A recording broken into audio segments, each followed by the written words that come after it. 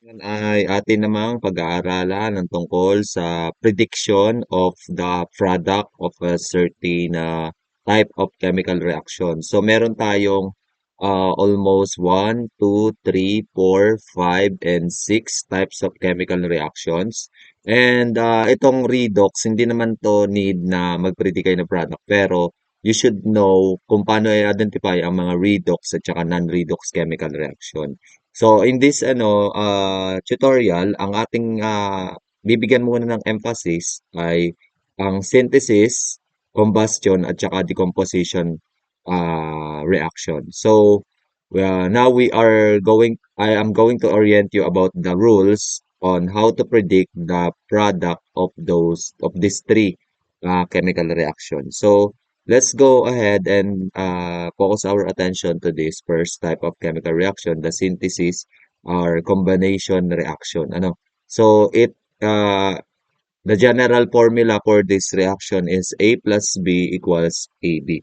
So here are the rules kung paano natin mapipredict ang product. First rule is in synthesis reaction, when you add a metal plus a non-metal, your product will become a binary compound. For example, we have ito po ay pasok sa first rule. A metal plus a non-metal binary compound na ionic. So let's say for example, we have a solid calcium uh, reacted with chlorine gas. Okay? So, ang gagawin nyo lang, if synthesis reaction is pagsasamahin nyo lang po itong dalawa.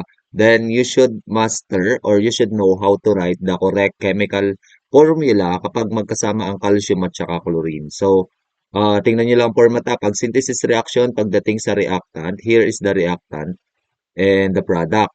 Ang reactant po natin ay two or more. Tapos pagdating sa product, naging one na lang. So, for example, calcium plus chlorine gas will form a binary compound, an ionic compound called calcium chloride, CaCl2. Okay? So, review niyo po yung pagsulat ng tamang formula ha. Gamit lang naman dito ay crisscross method. Okay? So, calcium is positive 2, chlorine is negative 1. Yung criss-cross mo, magiging subscript ng Cl ay ang 2 kasi galing siya kay calcium. Okay? So, that is the first rule. So, a metal plus non-metal will create binary compound which is ionic. So, here, the calcium chloride possess the state of matter solid. Okay? Now, pwede rin po namang parehas ng metal. Ang mapoform nyo naman pag parehas ng metal for this first rule ay covalent compound. Okay? So, let's say for example, we have carbon, which is solid, plus a chlorine gas, which is gas, will form carbon tetrachloride. Carbon tetrachloride. So, this is a covalent naman po. So, carbon tetrachloride possesses the state of matter gas or liquid. Pwede siyang gas, pwedeng liquid. So, here, non-metal naman po parehas. Makakaform naman kayo ng binary pa din, pero covalent. Covalent compound. Okay? So, that's it for the first rule of the synthesis reaction. For the second rule, number 2, when you react a metal with an oxygen, it will create a metal oxide. Let's say, for example, we have calcium again, which has a solid state of matter, then reacted with oxygen gas on the air. So, it is a sort of combustion reaction din. Kasi anything that will reacted to the oxygen, that will be reacted with oxygen is combustion reaction. Pero here, ang combustion reaction ay nakabracket din siya under ng synthesis. Okay? So, ito yung specific rule under ng synthesis na kapag nireact natin ang metal with a oxygen, it will create a metal oxide. So, ibig sabihin, yung oxygen, ibabind nyo lang dito sa calcium. So, here we have the formula calcium oxide. Okay? And calcium oxide is solid. Okay? So, metal oxide po ang magiging resulta kapag metal plus oxygen gas, okay, will create a metal oxide. Okay, so that's the second rule. Any metal ulit, kunyari magnesium plus oxygen, magnesium oxide. Okay, that's the product of this chemical reaction. Okay, so next we have number three rule. Rule number three. So here in rule number three, non-metal naman po, ire-react natin with metal. Non-metal. So dito metal, tapos sa oxygen. Dito, non-metal, ire-react naman natin with oxygen. Let's say for example, carbon, which is a solid carbon, plus oxygen, which is a gas from the air. It will create a non-metal oxide called carbon dioxide. Okay? Carbon dioxide. This is gas again. So this is how you can predict. Tatlo na po yung rules natin. So dito sa 2 and 3, usually ina-add lang natin oxygen. Ibabind nyo lang yung oxygen doon sa metal or doon sa non-metal. So metal plus oxygen, metal oxide, non-metal plus oxygen, non-metal oxide. Okay? So this formula, you should know how to write those correct formula kapag kinumbay natin yung mga element na yan para hindi tayo magkamali sa pagpipredict ng product. Okay? So next, rule number four. Rule number four is when you react, di ba may product tayo ditong metal oxide. Yung metal oxide na yan naman, pag nireact natin sa water, kunyari solid carbon, sorry, calcium oxide. Pag nireact natin yan sa water, let's say for example, we have this water molecule. Ah, ang mga metal oxide po, they will always create a metal hydroxide. Tandaan nyo, metal hydroxide. Magiging ano natin ay CaOH2. Okay? So, dito hindi ko pa pinapakita kung pagbabalance kasi later on ay dun pa natin yung balancing. Pero you should balance din itong mga chemical equation na to. I know naman na you know how to balance a chemical equation. So, hindi ko lang pinakita kung paano pa i-balance kasi baka masyadong humaba yung aking ano dito. So, metal oxide po, metal oxide, itong product nitong second rule, kapag nireact nyo sa water, metal hydroxide ang magiging result. Okay? So, kabaliktaran naman po yan nitong non-metal, non-metal oxide. Number 5. If a non-metal oxide or carbon dioxide or in the form of gas, nireact nyo naman siya sa water, ay magpo-form naman siya ng acid, ng oxyacid ng non-metal. So, plus H2O, magpo-form po siya ng oxyacid. So, what is the acid formed by carbon dioxide and water? That is carbonic acid or H2 CO3 ang formula. H2CO3. Carbonic acid or ang kanyang magiging state of matter. This is liquid. And since carbonic acid is readily dissolved in water, that is aqueous. Aqueous. By the way, ito palang since dinissolve natin to sa water, this is also aqueous.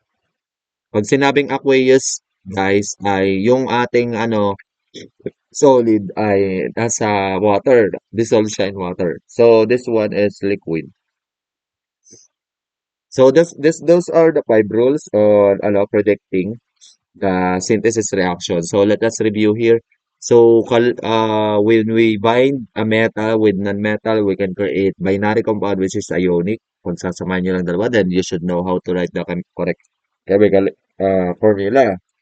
Then, non-metal naman with non-metal will create covalent ionic binary.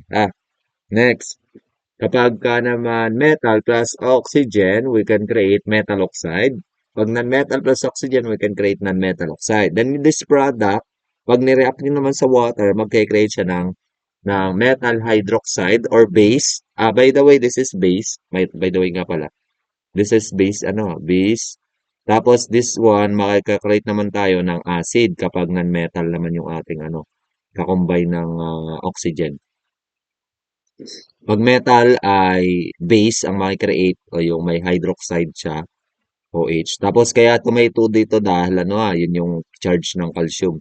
Tapos, 5, we have H2O, yung non-metal oxide, pag nilagay mo ito, makaka-create kayo ng carbonic acid. So, another example, isip pa ulit tayo, SO2, for example, SO2. This is a non-metal oxide again, or gas, in a form of gas. Pag nireact nyo yan sa H2O, which is liquid H2O, makaka-create uli kayo dyan ng oxyacid, which is sulfurous acid. So we have H2SO3 or sulfurous acid. Tandaan mo, pag mga acid, nasa unahan lagi nila hydrogen. Ano? Okay? So, this one is aqueous also.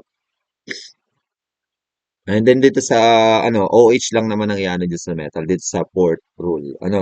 So, now, for the end of this video, let us, predict nga yung mga product nitong mga to. Let's say we have an example of synthesis reaction. We have K, which is solid, plus Br. What will be the product of this? This is gas. So, here, we have a metal plus non-metal. Then, a metal plus non-metal will create a binary compound, ionic nila. So, lagay po lang natin yung kanyang yung metal, K, which is yung K naman natin, positive 1, tapos yung Br, negative 1. So, that's why the final formula is KBr. Okay? So, potassium bromide ang ating magiging product dito. So, we notice that when we mix a solid state with gaseous state, we can create a solid state product. Okay? So, two become one. Yan lang po yung synthesis. Okay, so another po. We have this cobalt solid plus uh, Cl2 gas. So, what will be the product? So, ang cobalt natin, meron siyang two possible product. Kasi meron tayong cobalt na dalawa. Ang cobalt natin, dalawa ang charges niyan. So, kasi meron tayong cobalt na positive 2 at positive 3. So, possible product niya dyan ay COCl2 or cobalt 2 chloride or COCl3. Okay, or cobalt 3 chloride. So, yan yung dalawang possible product. So, here, may solid tayo, tapos gas, ang magiging ating product ay solid. And ang state of matter sa product ay solid. Okay? So, now, let's move on to the next example. We have here uh, Na2O plus H2O. Okay? Na2O is a solid, right? Solid or sodium oxide. We have solid sodium oxide plus H2O, which is liquid. So, what is the product of this reaction? So, we have here rule number 4 ito, right? Rule number 4 ba nga? Rule number 4. Okay. Yan, metal oxide plus H2O will create metal hydroxide. Okay, so yan lang. Titingnan nyo lang yung rule. So, this is metal oxide plus H2O, metal hydroxide yan. So, the product is Na plus yung OH, yung OH. Ang OH naman, negative 1 ang charge ito sa periodic table. Is a polyatomic. So, ito naman, positive 1. That's why wala na sitang subscript. And this, since solid, nilagay nyo sa liquid, that is aqueous ang magiging product, ha.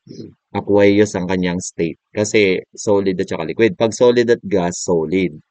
Okay? So, very good. So, next, we have another example. P4. We have the P4 or phosphorus, apat na phosphorus, which is this phosphorus is also solid. Tapos, react natin sa sa oxygen gas na nasa hangin, so gas.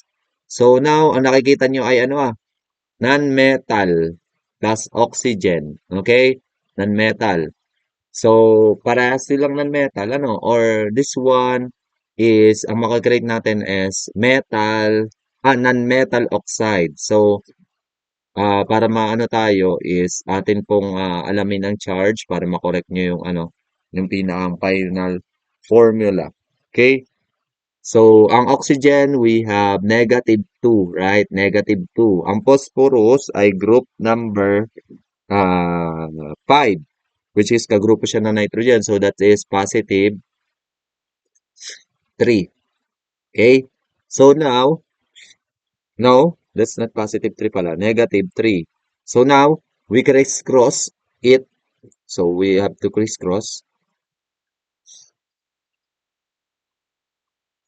So, itong 3 magiging subscript ng oxygen, tapos itong 2 magiging subscript. So, our product here is P2O3. Ano? P2O3. Okay, so I move it closer here. So, since ano siya, solid, tapos gas yung nireact natin, so solid yung ating magiging final product. So, that is diphosphorus trioxide or covalent compound na magiging product. For our last example, itong last example natin ay bago natin ma-example ay punta muna tayo dito sa combustion. Punta muna tayo sa combustion reaction. By the way, ang combustion reaction ay naka-bracket din siya, under din siya ng synthesis reaction. Okay? So, here, ang combustion reaction ay mga reaction ng mga element na nireact nyo, always lagi siyang may addition na oxygen. Okay? There is two format. For example, A plus O2 equals AO2. So, makikita nyo dito sa rules ng ating ano, pasok siya dito sa rule number 2 at 3. Yung calcium, manireact nyo sa oxygen, calcium oxide. So, this is also a combustion reaction, basta nag-add ng oxygen. Pero under din siya ng synthesis reaction. Kasi ang characteristic ng synthesis, yung madami ditong reactant, naging isa lang sa product. Okay? So, that is example under here. Yung calcium plus oxygen will create calcium oxide. For example, sodium plus oxygen will create sodium oxide. Okay? Now, here there's a special type of combustion reaction kung saan kapag hydrocarbons, tapos yung iba may oxygen pang kasama yung hydrocarbons natin, nireact nyo sa oxygen. They always create a product CO2 plus H2O. Tandaan nyo, CO2 plus H2O. So here, itong combustion reaction na to ay hindi siya pwedeng sabihin na synthesis din. Kasi kita nyo, ano nangyayari sa product? Dalawa. Lagi siyang CO2 plus H2O basta hydrocarbons. Pero pag hindi hydrocarbon, ay wala siyang product na ganun. Ano? Wala siyang product na nandito. So, it will always create a product of CO2 and H2O. Tandaan nyo, hydrocarbons. Tapos yung iba may oxygen. Katulad ng C6H12O6 or yung sa glucose. Kapag nireact niya sa oxygen, it will create this product. So, now, let us move on to the last example of our synthesis reaction. Okay? So, for the last example, we have, let's say, we have C4 C4H10 so we have C4H10. So this is butane C4H10 butane. So this is gas butane gas plus O2. So this is combustion reaction po. So isa lang po yung in-example natin dito ng combustion reaction. Okay. So if we add some heat, tandaan niyo lang pagka combustion reaction, usually meron silang triangle dito because kailangan ng presence ng heat para mag-combust itong oxygen ano with this fuel. Okay? This is hydrocarbon will create always, tandaan niyo lang, ng CO2 tsaka water. Okay? So, balancing of chemical reaction will be, automatic na kapag dagto sa mga gantong So, by the way, this CO2 is a gas and water is also gas here because this water vapor, ano, mag-evaporate to parehas. Ito volatile gas, elevated siya tapos ito mag-evaporate yung water. Okay? So those are the examples. Screenshot nyo na lang. And that's all muna for this video. Next video, we're talking about naman ang decomposition reaction, which is the reverse of synthesis reaction. Thank you and God bless.